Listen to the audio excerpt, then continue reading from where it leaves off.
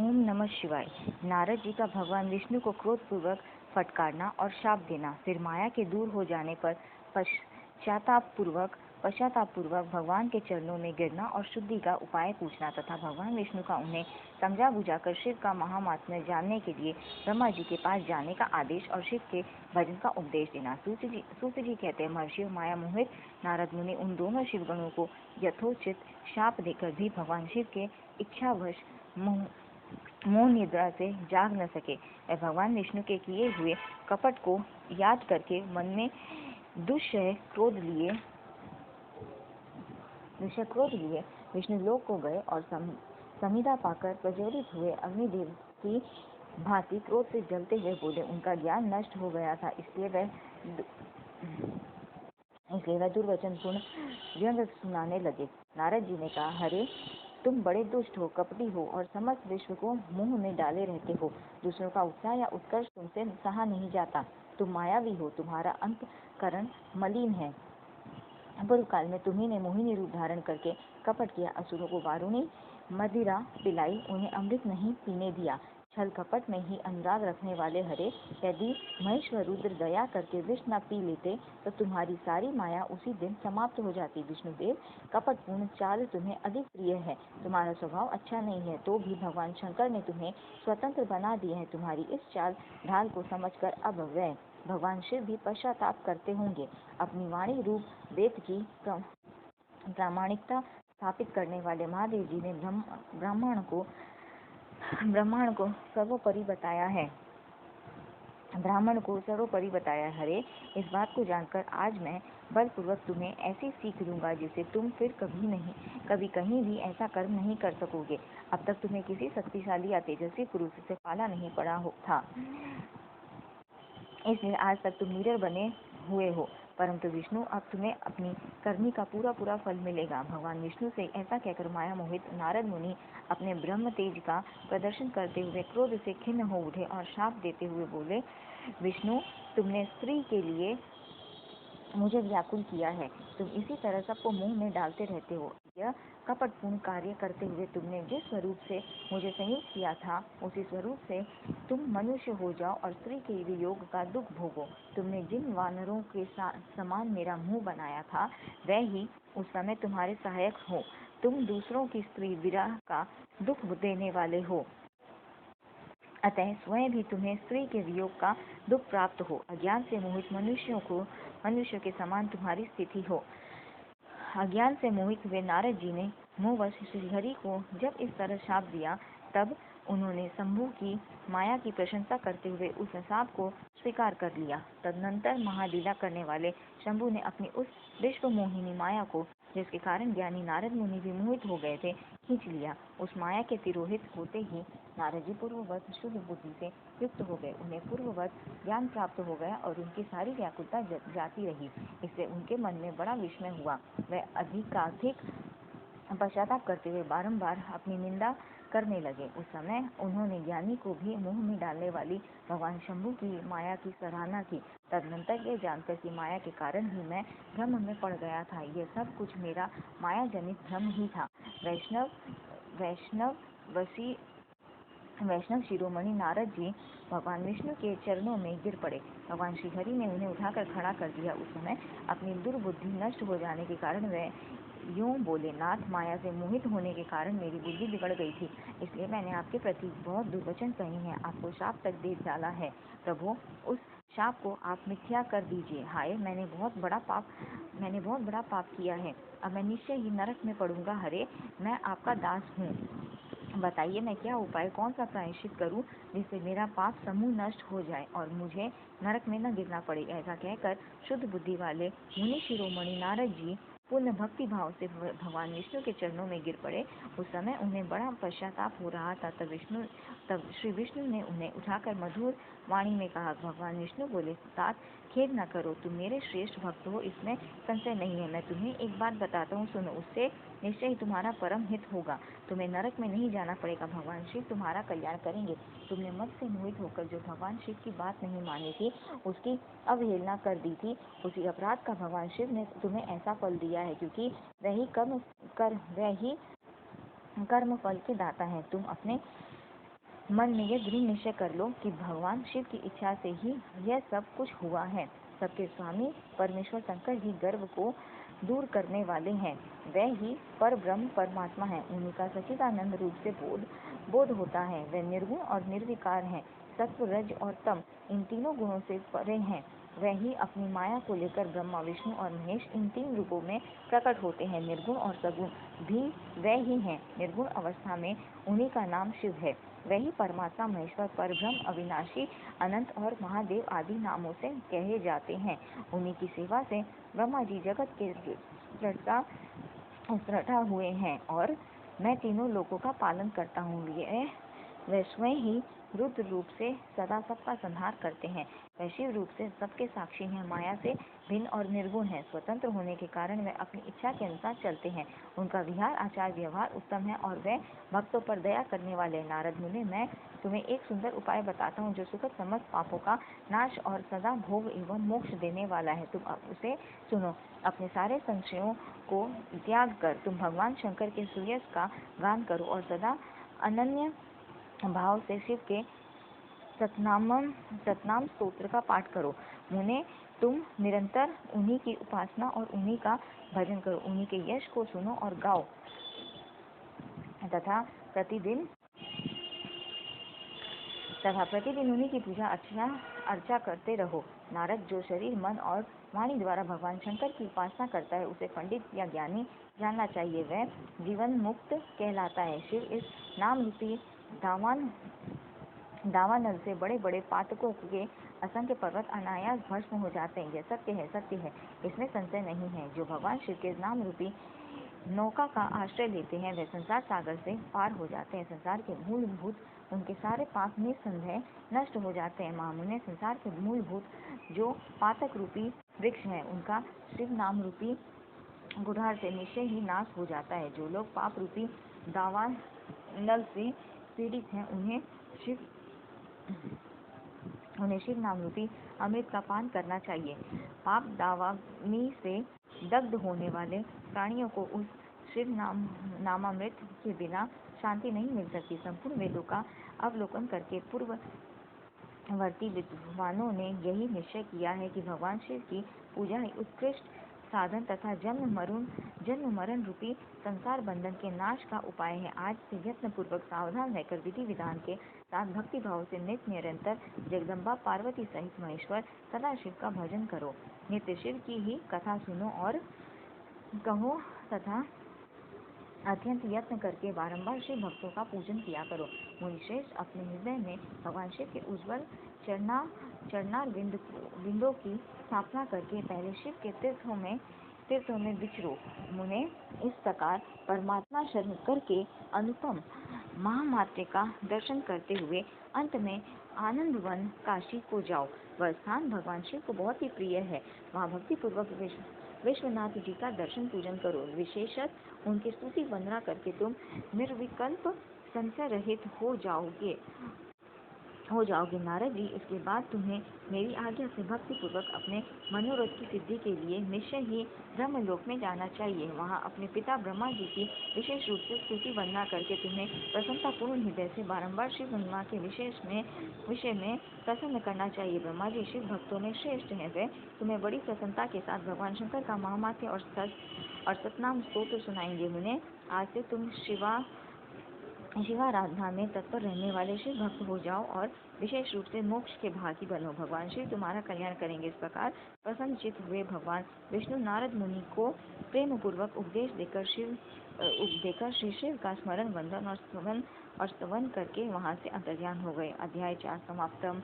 नारद जी का शिव तीर्थों में भ्रमण, शिव गणों को शापोद्वार की बात बताना तथा ब्रह्मलोक में जाकर ब्रह्मा जी से शिव तत्व के विषय में प्रश्न करना। सूति जी कहते हैं, महर्षि, भगवान श्री हरि के अंतर्ध्यान हो जाने पर मुनिश्रेष्ठ नारद शिवलिंगों का भक्ति पूर्वक दर्शन करते हुए पृथ्वी पर विचरने लगे। ब्राह्मणों, भूमंडल पर घूम फिरकर उन्होंने भोग और मोक्ष देने वाले बहुत शिवलिंगों का प्रेम पूर्वक दर्शन किया। दिव्यदर्शी नारद जी भूतल के तीर्थों में विचर रहे हैं और इस समय उनका चित्त शुद्ध है। ये जानकर वे दोनों शिवगण उनके पास गए। वे उनके दिए हुए शाप से उद्धार की इच्छा रखकर वहां गए थे। उन्होंने आदरपूर्वक मुनि के दोनों पैर पकड़ लिए और मस्तक झुकाकर भली भांति प्रणाम करके शीघ्र ही इस प्रकार कहा। शिवगण बोले, ब्राह्मण, हम दोनों शिव के गण हैं। मुने, हमने ही आपका अपराध किया है। राजकुमारी श्रीमती के स्वयंवर में आपका चित्त माया से मोहित हो रहा था। उस समय परमेश्वर की प्रेरणा से आपने हम दोनों को शाप दे दिया। वहाँ कुछ समय जानकर हमने चुप रह जाना ही अपनी जीवन रक्षा का उपाय समझा। इसमें किसी का दोष नहीं है, हमें अपने कर्म का ही फल प्राप्त हुआ है। प्रभु, अब आप प्रसन्न होइए और हम दोनों पर अनुग्रह कीजिए। नारद जी ने कहा, आप दोनों महादेव जी के गण हैं और सत्य पुरुषों के लिए परम सम्मानीय हैं। अतः मेरे मोह रहित एवं सुखदायक यथार्थ वचन को सुनिए। पहले निश्चय ही मेरी बुद्धि भ्रष्ट हो गई थी, बिगड़ गई थी और मैं सर्वदा मोह के वशीभूत हो गया था। इसीलिए आप दोनों को मैंने शाप दे दिया।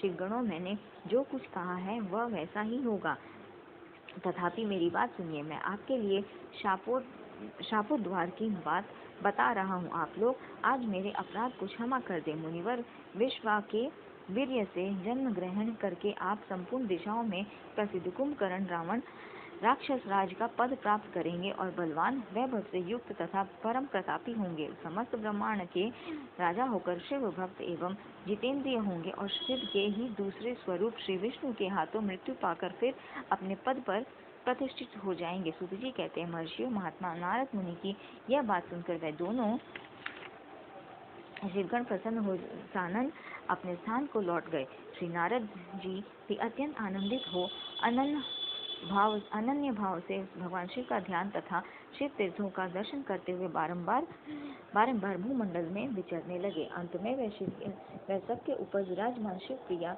काशीपुरी में गए और शिव स्वरूपिणी एवं शिव को सुख देने वाली है काशीपुरी का दर्शन करके नारद जी कृतार्थ हो गए। उन्होंने भगवान काशीनाथ का दर्शन किया और परम प्रेम एवं परमानंद से युक्त हो उनकी पूजा की। काशी का सानंद सेवन करके वे मुनि श्रेष्ठ कृतार्थता का अनुभव करने लगे और प्रेम से विहल हो उसका नमन वर्णन तथा स्मरण करते हुए ब्रह्मलोक को गए। निरंतर शिव का स्मरण करने से उनकी बुद्धि शुद्ध हो गई थी।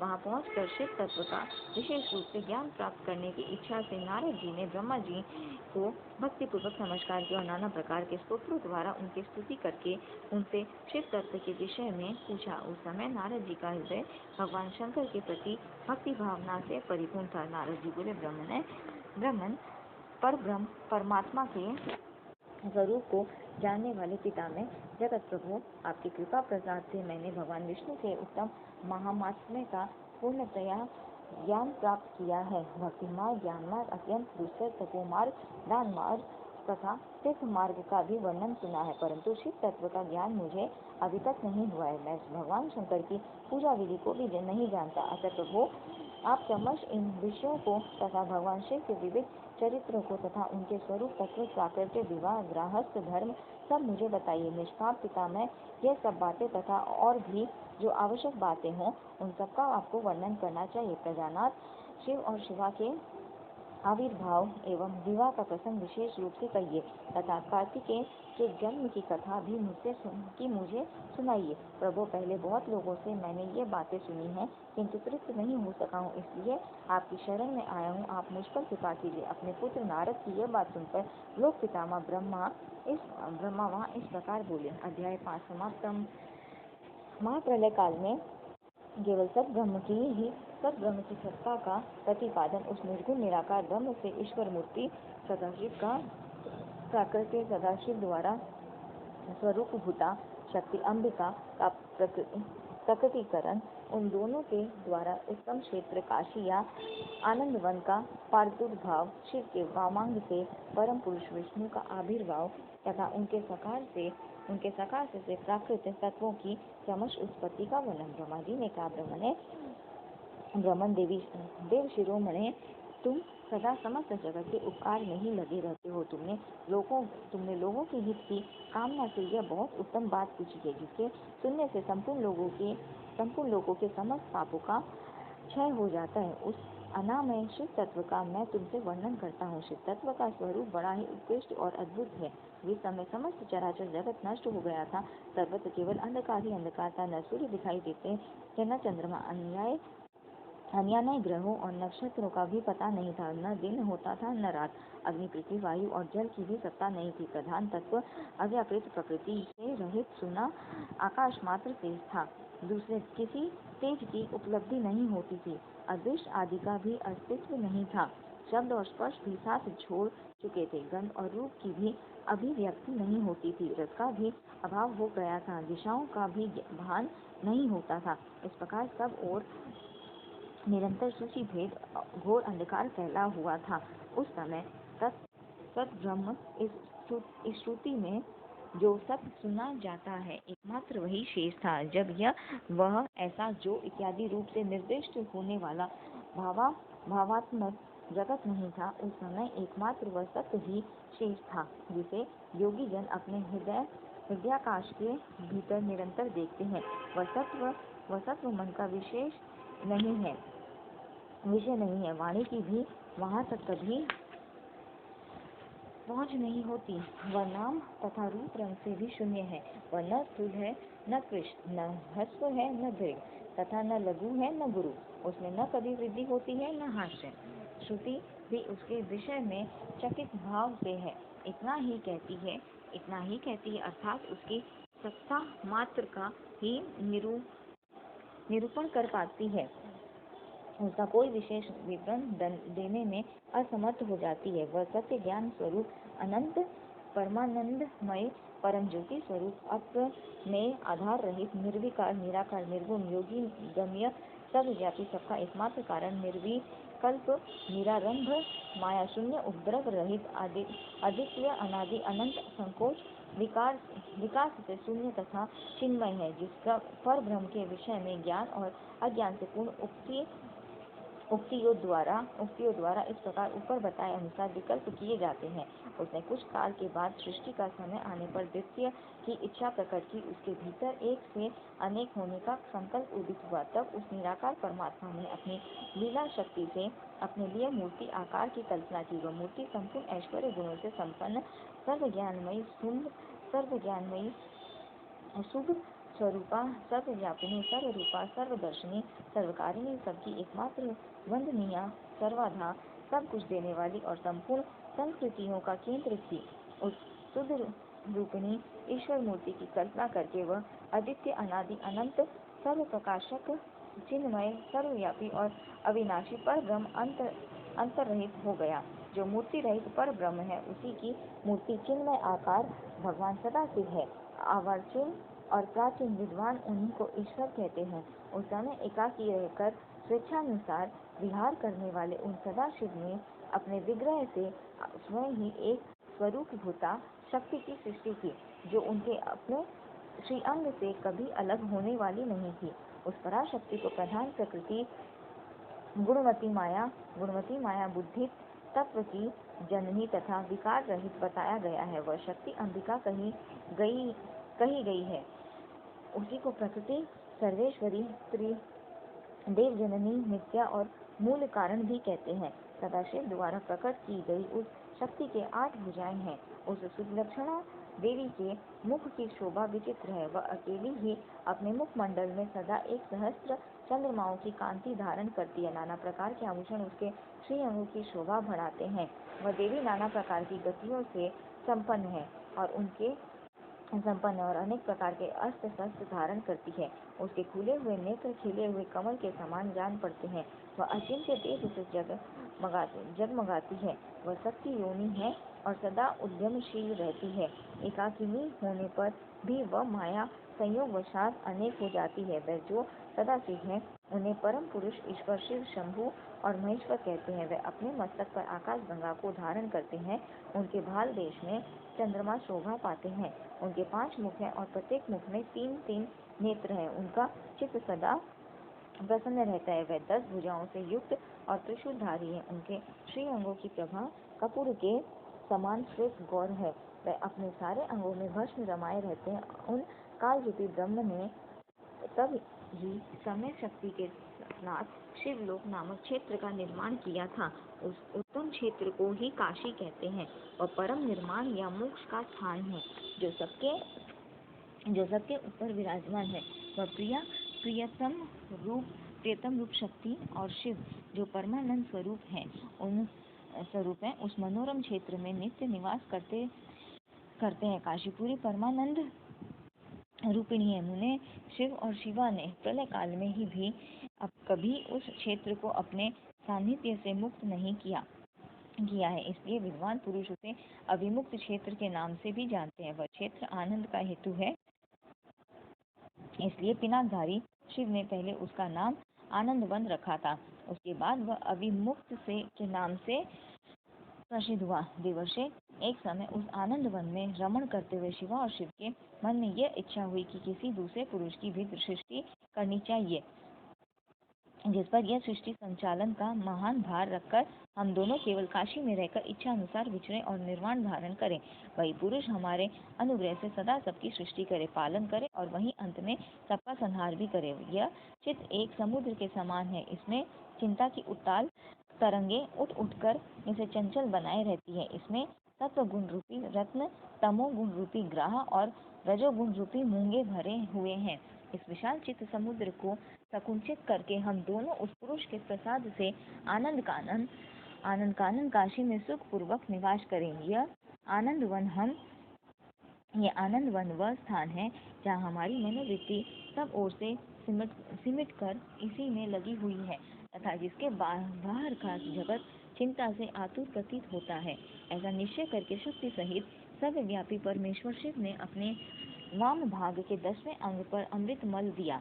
फिर तो वहां से एक पुरुष प्रकट हुआ जो तीनों लोकों में सबसे अधिक सुंदर था। वह शांत था, उसमें सत्व गुण की अधिकता थी तथा वह गंभीरता का अथाह सागर था।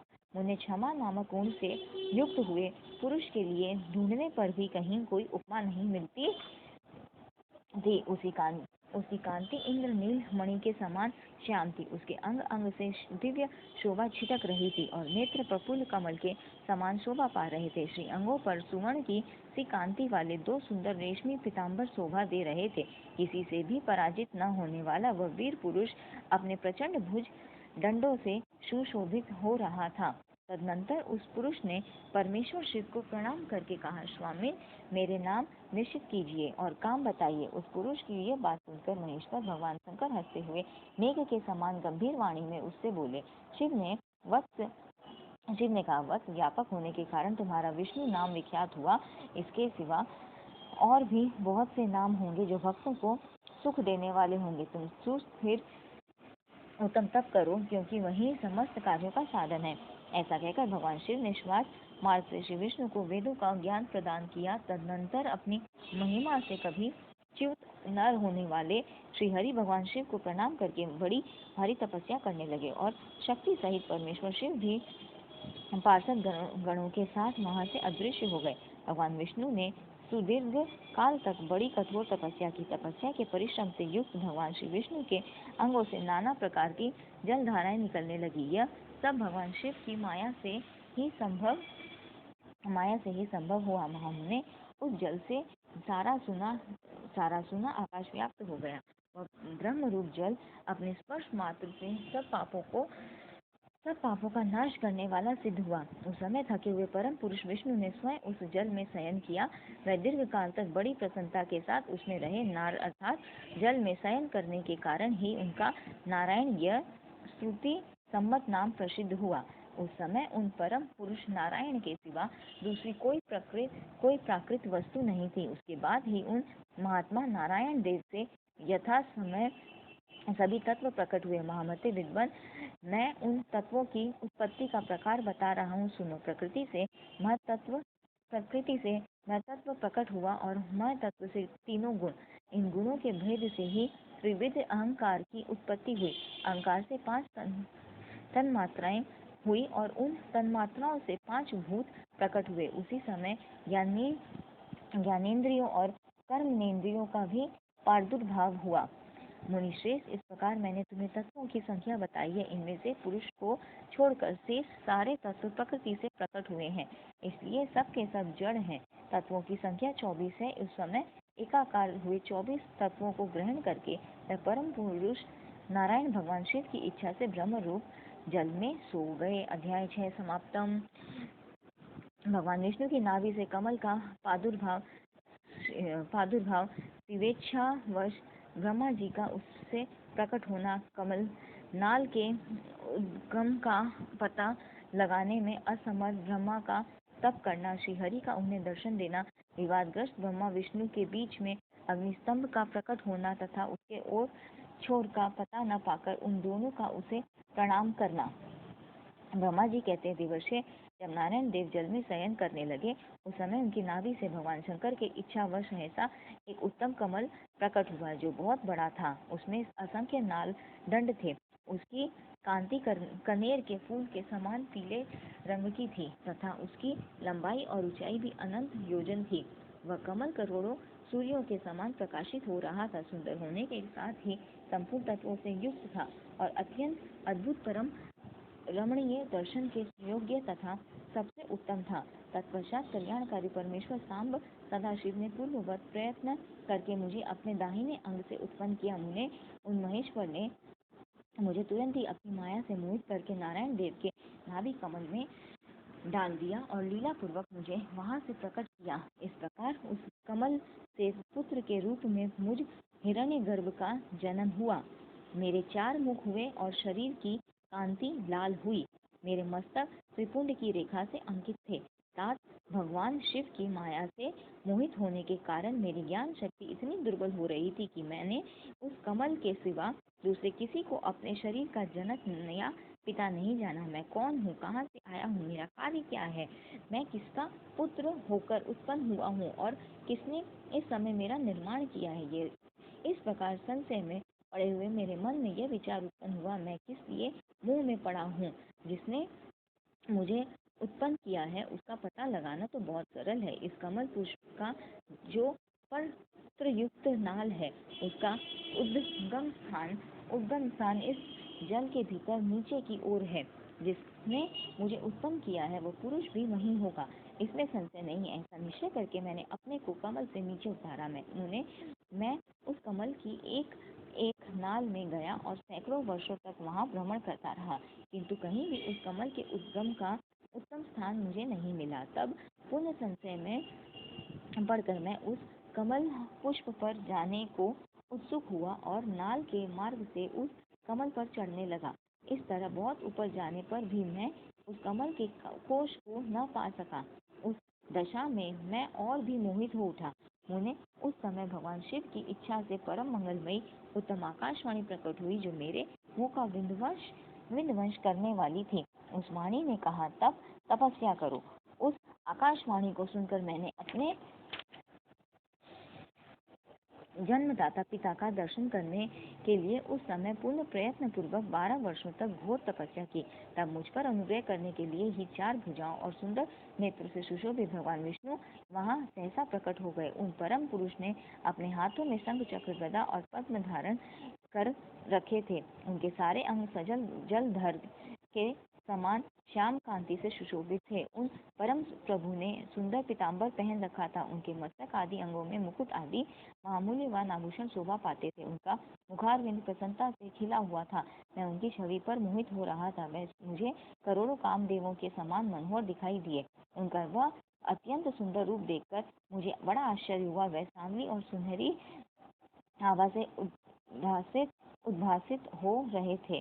उस समय उन सदस्य स्वरूप सर्वात्मा 4 भुजा धारण करने वाले महाबाहु नारायण देव को वहां उस रूप में अपने साथ देखकर मुझे बड़ा हर्ष हुआ। तदनंतर उन नारायण देव के साथ मेरी बातचीत आरंभ हुई। भगवान शिव की लीला से हम दोनों में कुछ विवाद छिड़ गया। इसी समय हम लोगों के बीच में एक महान अग्निस्तंभ ज्योतिर्मय लिंग प्रकट हुआ।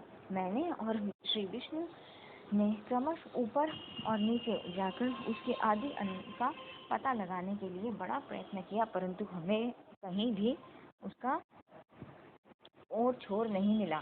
मैं थक कर ऊपर से नीचे लौट आया और भगवान विष्णु भी उसी तरह नीचे से ऊपर आकर मुझसे मिले। हम दोनों शिव की माया से मोहित थे। श्रीहरि ने मेरे साथ आगे पीछे और अगल बगल से परमेश्वर शिव को प्रणाम किया। फिर वह सोचने लगे, यह क्या वस्तु है, इसके स्वरूप का निर्देश नहीं किया जा सकता, क्योंकि न तो इसका कोई नाम है और न कर्म भी है। लिंग रहित तत्व भी यहाँ लिंग भाव को प्राप्त हो गया है। ध्यान मार्ग में भी इसके स्वरूप का कुछ पता नहीं चलता। इसके बाद मैं और श्रीहरि दोनों ने अपने चित्त को स्वस्थ करके उस अग्नि स्तंभ को प्रणाम करना आरंभ किया। हम दोनों बोले, महाप्रभु, हम आपके स्वरूप को नहीं जानते। आप जो कोई भी क्यों न हो, आपको हमारा नमस्कार है। महेशान, आप शीघ्र ही हमें अपने यथार्थ रूप का दर्शन कराइए। मुनिश्रेष्ठ, इस प्रकार अहंकार से आविष्ट हुए हम दोनों ही वहाँ नमस्कार करने लगे। ऐसा करते हुए हमारे 100 वर्ष बीत गए। अध्याय 7 समाप्त। ब्रह्मा और विष्णु को भगवान शिव के शब्दमय शरीर का दर्शन। ब्रह्मा जी कहते हैं, मुनिश्रेष्ठ नारद, इस प्रकार हम दोनों देवता गर्व रहित हो निरंतर प्रणाम करते रहे। हम दोनों के मन में एक ही अभिलाषा थी कि इस ज्योतिर्लिंग के रूप में प्रकट हुए परमेश्वर प्रत्यक्ष दर्शन दे। भगवान शंकर दीनों के प्रतिपालक, अहंकारियों का गर्व चूर्ण करने वाले तथा सबके अविनाशी प्रभु है। वे हम दोनों पर दयालु हो गए। उस समय वहाँ उन सुरश्रेष्ठ से ओम ओम ऐसा शब्द रूप नाद प्रकट हुआ जो स्पष्ट रूप से सुनाई देता था।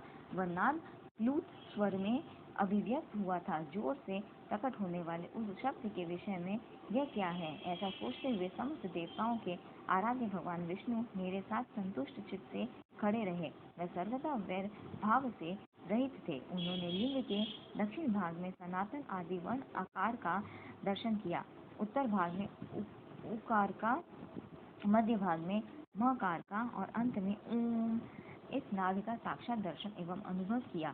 दक्षिण भाग में प्रकट हुए आदि वर्ण आकार को सूर्यमंडल के समान तेजोमय देखकर जब उन्होंने उत्तर भाग में दृष्टिपात किया, तब वहाँ उकार वर्ण अग्नि के समान दीप्तिशाली दिखाई दिया। मुनिश्रेष्ठ, इसी तरह उन्होंने मध्य भाग में मकार को चंद्रमंडल के समान उज्ज्वल कांति से प्रकाशमान दिखा। तदनंतर जब उसके ऊपर दृष्टि डाली, तब शुद्ध स्फटिक मणि के समान निर्मल प्रभा से युक्त तुरीयातीत अमल निष्कल निरुपद्रव निद्वंत आदित्य शून्यमय ब्राह्म्य और आभ्यंतर रत्नत के भेद से रहित, ब्रह्मांतर भेद से युक्त, जगत के भीतर और बाहर स्वयं ही स्थित, आदि मध्य और अंत से रहित, आनंद के आदि कारण तथा सबके परम आश्रय सत्य आनंद एवं अमृत स्वरूप पर ब्रह्म का साक्षात्कार किया। उस समय श्रीहरि यह सोचने लगे कि यह अग्निस्तंभ यहाँ कहाँ से प्रकट हुआ है। हम दोनों फिर इसकी परीक्षा करें।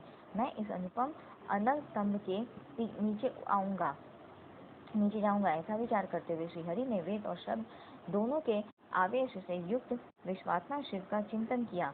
तब वहाँ एक ऋषि प्रकट हुए, जो ऋषि समूह के परम सार रूप माने जाते हैं।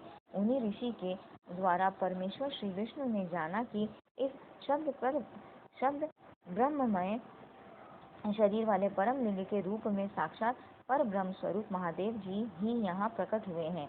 यह चिंता रहित अथवा अचिंत्य रुद्र है। जहाँ जाकर मन सहित वाणी उसे प्राप्त किए बिना ही लौट आती है। उस पर ब्रह्म परमात्मा शिव का वाचक एकाक्षर प्रणव ही है। वह इसके वाच्यार्थ रूप है। वह परम कारण रिक्त सत्य आनंद एवं अमृत स्वरूप पर ब्रह्म एकाक्षर का वाच्य है। प्रणव के एक अक्षर आकार से जगत के बीजभूत अंड जन्मा भगवान ब्रह्मा का बोध होता है। उसके दूसरे एक अक्षर ओकार से परम कारण रूप श्रीहरि का बोध होता है और तीसरे एक अक्षर मकार से भगवान नील लोहित शिव का ज्ञान होता है। आकार सृष्टिकर्ता है, उकार मोह में डालने वाला है और मकार नित्य अनुग्रह करने वाला है। मकार बोधे सर्वव्यापी शिव बीज मात्र के स्वामी हैं और आकार संज्ञक ब्रह्मा को बीज कहते हैं। उकार नामधारी श्रीहरि योनि है। प्रधान और पुरुष के भी ईश्वर जो महेश्वर है, वे बीज और योनि भी है। उन्हीं को नाथ कहा गया है। उनके भीतर सबका समावेश है। बीजी अपनी इच्छा से ही अपने बीज को अनेक रूपों में विभक्त करके स्थित है। बीजी भगवान महेश्वर के लिंग से आकार रूप बीज प्रकट हुआ, जो उकार रूप योनि में स्थापित होकर सब ओर बढ़ने लगा। वह स्वर्णमय अंड के रूप में ही बताने योग्य था। उसका और कोई विशेष लक्षण नहीं लक्षित होता था। वह दिव्य अंड अनेक वर्षों तक जल में ही स्थित रहा। तदनंतर 1000 वर्ष के बाद उस अंड के 2 टुकड़े हो गए। जल में स्थित हुआ वह अंड अजन्मा ब्रह्मा जी की उत्पत्ति का स्थान था और साक्षात महेश्वर के आघात से ही फूटकर 2 भागों में बट गया था। उस अवस्था में उसका ऊपर स्थित हुआ सुवर्णमय कपाल बड़ी शोभा पाने लगा। वही शुद्धोलोक के रूप में प्रकट हुआ तथा जो उसका दूसरा नीचे वाला कपाल था, वही ये 5 लक्षणों से युक्त पृथ्वी है। उस अंड से चतुर्मुख ब्रह्मा उत्पन्न हुए, जिनकी क संख्या है। वे समस्त लोकों के सृष्टा है। इस प्रकार वे भगवान महेश्वर ही अ, उ और म इन त्रिविध रूपों में वर्णित हुए हैं। इसी अभिप्राय से उन ज्योतिर्लिंग स्वरूप सदाशिव ने ओम ओम ऐसा कहा। यह बात यजुर्वेद के श्रेष्ठ मंत्र कहते हैं। यजुर्वेद के श्रेष्ठ मंत्रों का यह कथन सुनकर ऋचाओं और साम मंत्रों ने भी हमसे आदर पूर्वक कहा, हे हरे, हे ब्रह्मन, यह बात ऐसी ही है। इस तरह देवेश्वर शिव को जानकर श्रीहरि ने शक्ति संभूत मंत्रों द्वारा उत्तम एक महान अभ्युदय से शोभित होने वाले उन महेश्वर देव का स्तवन किया। इसी बीच में मेरे साथ विश्वपालक भगवान विष्णु ने एक और भी अद्भुत एवं सुंदर रूप देखा। मुने वह रूप 5 मुखों और 10 भुजाओं से अलंकृत था। उसकी कांति कपूर के समान गौर की व नाना प्रकार की छटाओं से सविमान और भांति भांति के आभूषणों से विभूषित था। उस परम उदार महापराक्रमी और महापुरुष के लक्षणों से संपन्न अत्यंत उत्कृष्ट रूप का दर्शन करके मैं और श्री हरि दोनों कृतार्थ हो गए। तत्पश्चात परमेश्वर भगवान महेश प्रसन्न हो अपने दिव्य शब्दमय रूप को प्रकट करके हंसते हुए खड़े हो गए। आकार उनका मस्तक और आकार ललाट है। ईकार दाहिना और ईकार बायां नेत्र है। ऊकार को उनका दाहिना और ऊंकार को बायां कान बताया जाता है।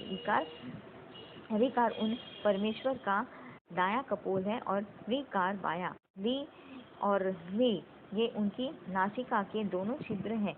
एकार उन स्वर सर्वव्यापी प्रभु का ऊपरी ओष्ठ है और एकार अधर। ओकार तथा ओंकार ये दोनों क्रमश उनकी ऊपर और नीचे की 2 दंत पंक्तियां हैं। अंग और अ उन देवादिदेव शूलधारी शिव के दोनों तालु हैं। क आदि 5 अक्षर उनके दाहिने 5 हाथ हैं और च आदि 5 अक्षर बाएं हाथ। ट आदि और त आदि 5 अक्षर उनके पैर हैं। पकार पेट है। फकार को दाहिना पार्श्व बताया जाता है और बकार को बायां पार्श्व। भकार को कंधा कहते हैं। मकार उन योगी महादेव शंभु का हृदय है। य से लेकर स तक 7 अक्षर सर्वव्यापी शिव के शब्दमय शरीर की 7 धातुएं हैं। हकार उनकी नाभि है और छकार को मृड मूत्रेंद्रिय कहा गया है। इस प्रकार निर्गुण एवं गुण स्वरूप परमात्मा के शब्दमय रूप को भगवती उमा के साथ देखकर मैं और श्री हरि दोनों कृतार्थ हो गए। इस तरह शब्द ब्रह्ममय शरीरधारी महेश्वर शिव का दर्शन पाकर मेरे साथ श्री हरि ने उन्हें प्रणाम किया और पुनः ऊपर की ओर देखा। उस समय उन्हें 5 कलाओं से युक्त ओंकार जनित मंत्र का साक्षात्कार हुआ। तत्पश्चात महादेव जी का ओम तत्वमसि यह महावाक्य दृष्टिगोचर हुआ, जो परम उत्तम मंत्र रूप है तथा शुद्ध स्फटिक के समान निर्मल है। फिर संपूर्ण धर्म और अर्थ का साधक तथा बुद्धि स्वरूप गायत्री नामक दूसरा महान मंत्र लक्षित हुआ, जिसमें 24 अक्षर हैं तथा जो चारों पुरुषार्थ रूपी फल देने वाला है। तत्पश्चात मृत्युंजय मंत्र, फिर पंचाक्षर मंत्र तथा दक्षिणा मूर्ति संज्ञक चिंतामणि मंत्र का साक्षात्कार हुआ। इस प्रकार 5 मंत्रों की उपलब्धि करके भगवान श्री हरि उनका जप करने लगे।